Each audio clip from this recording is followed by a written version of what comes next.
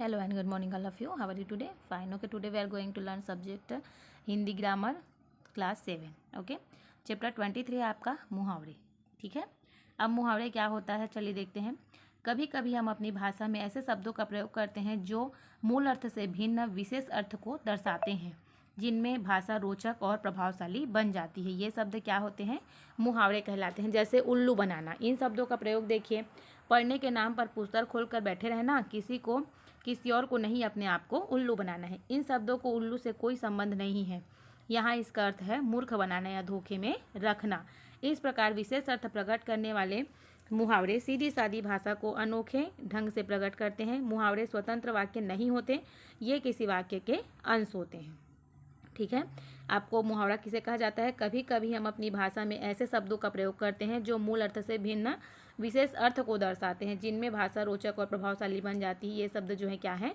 मुहावरे कहलाते हैं. जैसे उल्लू बनाना. हम लोग सब बोलते हैं ना उल्लू बनाया बड़ा मजा आया. तो ये क्या होता है? इसका मतलब ये सीधा है कि पढ़ने के नाम पर, जैसे एक उदाहरण दिया गया है कि पढ़ने के नाम पर जैसे आप पुस्तक खोल के बैठे हैं, अब आप पढ़ नहीं रहे हो, तो ये आप तो अपने आप को बेवकूफ़ बना रहे हो, है ना. तो उल्लू बनाना है. तो इसी तरीके से, जबकि देखो यहाँ पे उल्लू से कोई संबंध नहीं है ना, पुस्तक और आप बैठे हो उससे उल्लू आपका संबंध है क्या? उल्लू से कुछ नहीं है. लेकिन यहाँ इसका अर्थ क्या हो गया है? मूर्ख बनाने या धोखे में रखना.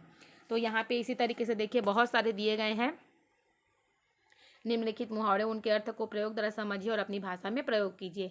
अंगूठा दिखाना तो साफ इंकार कर देना, है ना. अटा पड़ना का भरा होना, आंखें चौंधिया जाना का विस्मित होना. यहाँ पे देखो वाक्य में प्रयोग भी दिया गया है. ईंट का जवाब पत्थर से देना, उल्लू बोलना, 1 और 11 होना, है ना. कमर कसना, कान पकड़ना. तो इस तरीके से ये सब बहुत सारा दिया गया है. इसको आपको मेमोराइज कर लेना है, इसको आपको पढ़ लेना है एक बार. ठीक है. ठप हो जाना,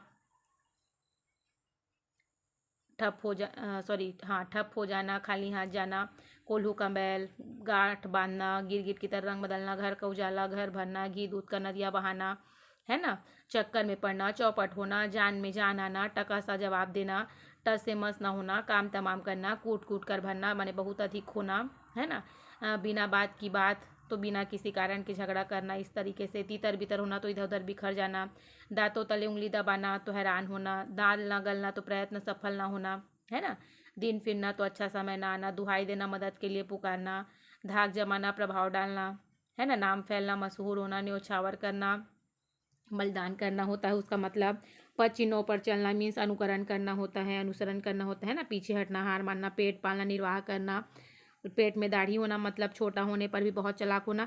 इस तरीके से ये बहुत सारे आपको दिए गए हैं. इट मीन्स ये 40 से 51 तक दिया गया है ना. इसको आप सबको पढ़ लोगे. ठीक है. मुंह तोड़ जवाब देना, ये जैसे कुछ कुछ जो हैं वो हमेशा आपके क्वेश्चन में आते रहते हैं ना. जब आप कभी भी एग्ज़ाम दिलाओगे, क्लास 7 की ही नहीं, आप कभी भी कोई एग्ज़ाम दिलाओगे तो 2-4 चीज़ें हैं जो हमेशा आती रहती है. जैसे सबक सिखाना, है ना. हम भी बोलते हैं ना सबक सिखाएंगे उसको. मिट्टी में मिल जाना, मुंह तोड़ जवाब देना, है ना.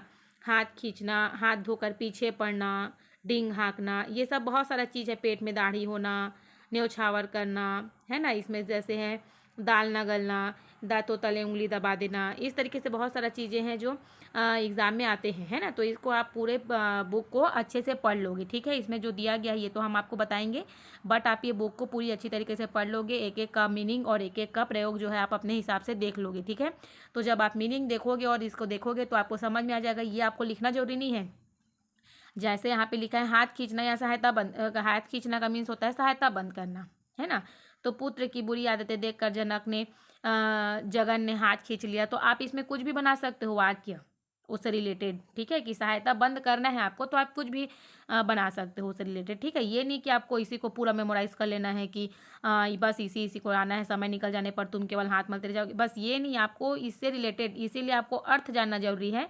जब आप मीनिंग जान जाओगे तो आप उसको अपने वाक्यों में ला सकते हो, है ना. आप उसको अपने हिसाब से वाक्य बना सकते हो. इज़ दैट ओके ना? ओके. तो आप इस बुक को पूरा पढ़ लीजिएगा, इस पेज को. ओके. चलिए अभी के लिए थैंक यू.